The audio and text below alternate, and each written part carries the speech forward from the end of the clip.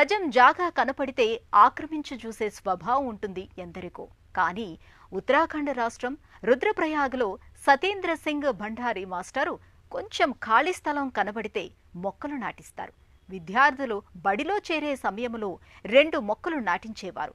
ఇలా 17 ఏళ్లలో బడి, గుడి, ఊరు, వాడ ఎక్కడైనా సరే ఆయన చొరవతో పెరిగి పెద్దయిన చెట్లు 1,00,000 దాకా ఉన్నాయి.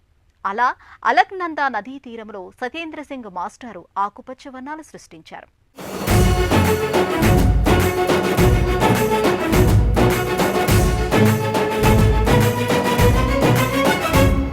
ప్రకృతి అందాలతో ప్రసిద్ధమైన ఉత్తరాఖండ్ పుణ్యధామాలకు, నదీ సంగమాలకు నెలవైన రాష్ట్రం. సుందర్లాల్ బహుగుణ సాక్షిగా పర్యావరణ పరిరక్షణ ఉద్యమాలకు ప్రాణస్పందనగా నిలిచిన గడ్డ. ఇదే నేలపై దశాబ్దాల తర్వాత ఆయన స్ఫూర్తిగా పనిచేస్తున్న హరిత యోధుడు సత్యేంద్ర సింగ్ భండారీ. రుద్రప్రయాగ సమీపాన కోటతాళ్ల అనే కొండంచుపల్లెలో ఉపాధ్యాయుడు. నేడు ఆకుపచ్చ ఉద్యమాలకు బలమైన శక్తిగా మారిన వ్యక్తి. వృత్తి పాఠాలు చెప్పడం, కాని ప్రవృత్తి మాత్రం మొక్కలు నాటడం, నాటించడం. ఖ్యాతి ఏమిటంటే దాదాపు 95,000 మొక్కలు నాటారు. అంకిత భావంతో దాదాపు 1,00,000 వృక్షాల లక్ష్యానికి చేరువలో ఉన్నారు. మనసు పెట్టి మంచి పని ఒకటి చేస్తే ఎన్నో సవాళ్లు చుట్టుముడతాయి. కానీ కొంతకాలానికి అవే మన నేస్తాలవుతాయి. వాటిని అధిగమించిన మీదటే విజయాన్ని చూస్తాం. ఈ మొక్కలు నాటడం ఆరంభించినప్పుడు నాకెన్నో అడ్డంకులు ఎదురయ్యాయి. అయితే నేను నిస్వార్థంగా మొక్కల్ని సంరక్షించాను. సీసాలలో, బకెట్లలో నీళ్లు తెచ్చిపోశాను. కరుణించవయ్యా దేవా అని ఇంద్రుణ్ణి ప్రార్థించేవాణ్ణి. దేవుడు నా కష్టం చూశాడులా ఉంది. మొరవిని కరిగిపోయి కరుణించాడు. నన్ను రక్షించేందుకు ఆయన వచ్చాడనిపించింది. సత్యేంద్ర 2009లో కోటాతల్లా ప్రాథమిక పాఠశాలలో ఉపాధ్యాయుడుగా చేరారు. ఒట్టి ఉపాధ్యాయుడే కాదు, పర్యావరణ ప్రేమిక ఉపాధ్యాయుడు కావటమే ఆయన ప్రత్యేకత. బాల్యం నుంచి చెట్టు, చేమ, ప్రకృతి అంటే ఇష్టం.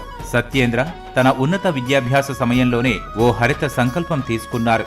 జీవిత కాలంలో సాధ్యమైనన్ని ఎక్కువ మొక్కలు నాటానని మనసులో అనుకున్నారు. పర్యావరణ పరిరక్షణ అనేది మొక్కలు నాటడం, అడవుల పెరుగుదలకు తోడ్పడటం వల్లనే సాధ్యమని గ్రహించారు. ఉపాధ్యాయుడుగా చేరిన బడికే ప్రిన్సిపాల్ అయ్యారు. దాదాపు 25 ఏళ్ల తన ఉద్యోగ ప్రయాణంలో 95,000 మొక్కలు నాటారు. 1,00,000 మొక్కల లక్ష్యానికి చేరువయ్యారు.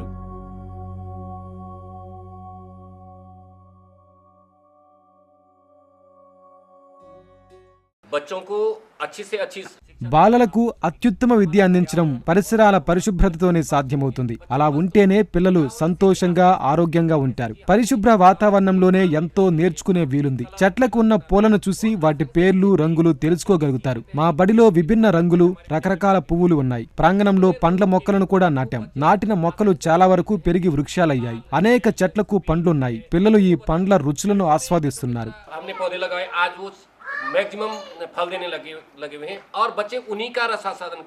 సత్యేంద్ర సింగ్ భండారీ ఇక్కడ ఒక వినూత్న కార్యక్రమాన్ని చేపట్టారు. పాఠశాలలో 1-2 తరగతుల్లో ప్రవేశం పొందిన ప్రతి విద్యార్థి పేరెంట్స్ తో కలిసి మొక్కలు నాటడం. ప్రవేశం నాడు పాఠశాల ఆవరణలో 2 మొక్కలు నాటాలని ప్రతిపాదించారు. నాటిన మొక్కలకు విద్యార్థుల పేరే పెట్టారు. వాటిని సంరక్షించడమే కాదు, పెంచాల్సిన బాధ్యతను విద్యార్థులకు అప్పగించారు.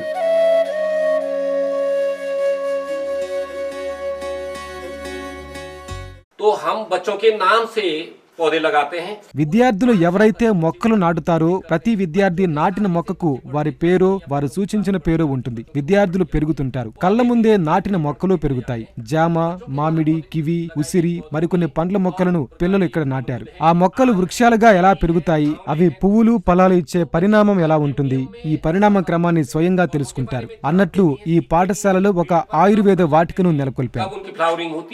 और दूसरा क्या कि आयुर्वेदिक वाटिका भी हमने अपने विद्यालय में बनाई गई है. సత్యేంద్ర సింగ్ పర్యావరణం మీద తన ప్రేమ, తపన, ఆపేక్షను పాఠశాల ఉద్యమ స్ఫూర్తి పత్రంలో పొందుపరిచారు. వివాదం లేని భూములను ఆకుపచ్చ స్వర్గాలుగా మార్చాలని ఈ కార్యక్రమంలో ఉపాధ్యాయులు, విద్యార్థులు కలిసి పనిచేయాలని ఉద్బోధించారు. ఇందువల్ల విద్యార్థులకు పర్యావరణ పరిరక్షణ ప్రాధాన్యం తెలుస్తుందని సత్యేంద్ర భావన. విద్యార్థులు చదువు పూర్తి చేసి టీసీలు తీసుకువెళ్లే వేళ వారికి ఓ మంత్రోపదేశం చేస్తున్నారు. ఒక్కో విద్యార్థి తన జీవిత కాలంలో కనీసం 10 మొక్కలు నాటేందుకు ప్రతిజ్ఞ చేయాలని సత్యేంద్ర కోరారు.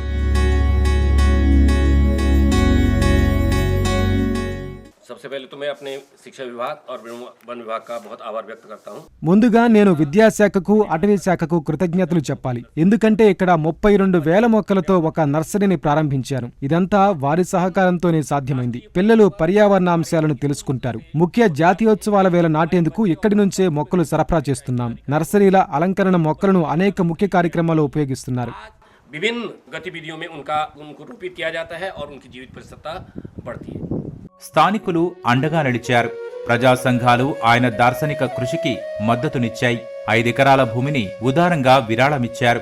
ప్రజలిచ్చిన బంజరు భూమిలో ఉసిరికాయలు, జామ, నారింజ, దానిమ్మ, ఓక్ తదితర మొక్కలు నాటి పెంచారు. ఇప్పుడీ పొలం ఓ చిన్న అడవిని తలపిస్తోంది.